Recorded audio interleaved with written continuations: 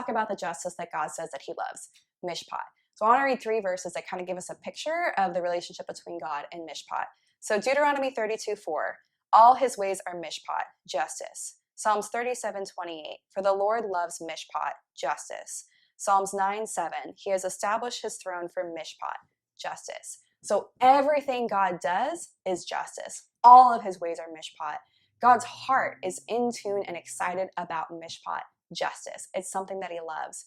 The way that he reigns, his authority, it's centered on justice, mishpat. So this is an exciting thing for us to see and understand God.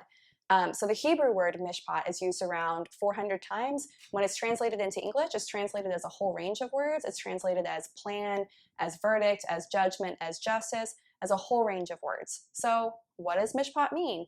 The most important starting place for understanding justice or mishpat is the character and nature of God. So God is a God of mishpat. It says in 3 places that God is a God of justice. So that means that justice, it starts in the very character and nature and value system of God. So when he does justice, or when we do justice, it's not just following rules, it's literally reflecting the character and nature of God into the world. And so what does mishpat mean? First meaning we'll go over is that mishpat is right order. And I know it may not sound that exciting, but stick with me. So the Bible scholar, Dr. Bruce Waltke, sums it up this way. He says that mishpat is to establish a heavenly norm or pattern on earth. So way back in my ultra nerdy days, I studied science. And in science, you look at the order that God puts into the universe, the order in our bodies, the order in ecosystems, the order in planets. And it's an order that creates and sustains life. When something's out of order, when something's going wrong with our bodies, when something's going wrong in ecosystems, death, destruction, disease take hold. So right order is a good thing. So one way mishpat can be understood as expressing and sustaining God's intended order for creation, which is kind of a fun, exciting thing. And his order is awesome. His order creates and sustains life. So that's the first meaning of mishpat. Other meaning, so as an illustration of that, I want to look at 3 verses. There's 3 places in the Old Testament where it talks about some person being given a plan, being given a mishpat, to create a physical space for God's presence to dwell. So in 3 places, the tabernacle of Moses, Solomon's temple, and a temple prophesied in Ezekiel, in each of those cases, it said that somebody was given a mishpat, they were given a plan to create this physical space. Now, does that mean, I think if we have great architecture, like God's presence comes better? No, I don't think that. But I think it's a really great illustration of how awesome order and mishpat can be. And that God can help us have plans and give ideas for creating mishpat. Other meaning, so mishpat can mean individual rights and legal governing, which is easy for us Western-minded Christians to understand because justice is usually like a legal flavor in English. So mishpat can be translated as all sorts of legal words like case, verdict, judgment, justice. But it's important to understand even when justice is legal, even when it's expressed in legal terms, it still is an expression of a value for relationships.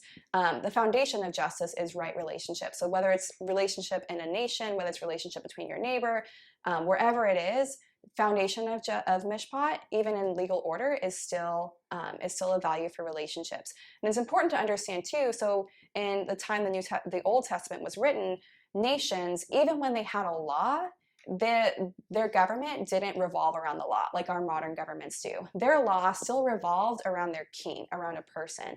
And in Israel, that king or that person was God himself, which means that the laws and the order was still a reflection of God himself. So mishpat, even when it was expressed in something static like a law, it still was dynamic and it still caused change and was transformational because it came from God himself. Last definition we'll go over is that mishpat can mean a custom, a manner, or a routine. So there were other lowercase g gods around, and they also had their own mishpat. They had their own customs, their own manners, their own routines that their people followed.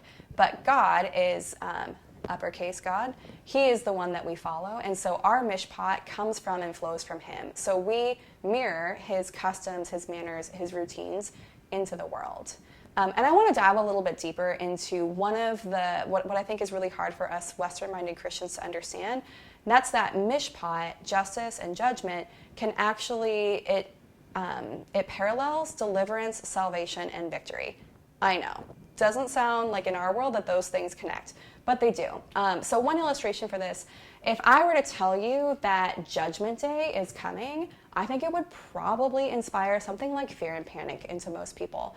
But pretend for a second that you were stuck in a jail cell somewhere, you were accused of a crime that you didn't commit, and you knew that the next day, your Judgment Day, you were going to go before a really awesome judge, and you had the world's best lawyer, and there was tons of evidence to prove your innocence.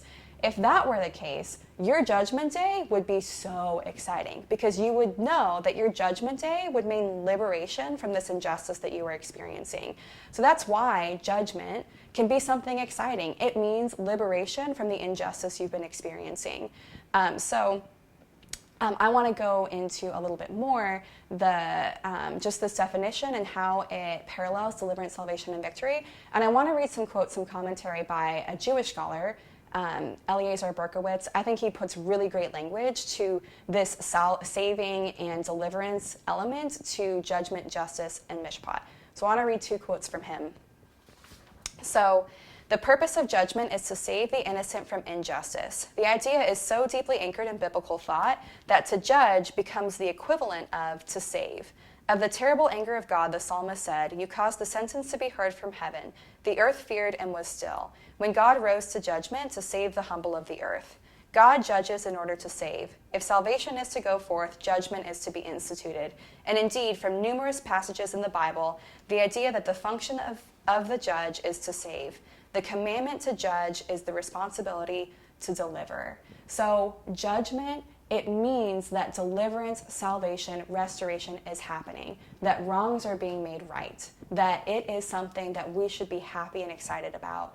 And I also love Berkowitz's commentary on what mishpat means. So he says, mishpat is done not that justice will prevail, but that life will prevail. Thus, while mishpat may be grim, it is always an act of saving and deliverance. It's a principle of preservation, the restoration of a disturbed balance, which is needed because life has become unbalanced. So justice doesn't just help us distinguish between right and wrong. It takes revolutionary action when something is wrong to make it right. And in that process, punishment might be needed. Someone might need to be punished for what they did wrong, but it's not the focus of it. The focus of mishpat is on restoration. The focus is on making wrongs right. It's not focused on making sure that all the people who did something wrong are properly punished. It might be needed, but it's not the focus. Later, we're going to go over an example of doing mishpat that doesn't actually include punishment. It includes restoration of relationship.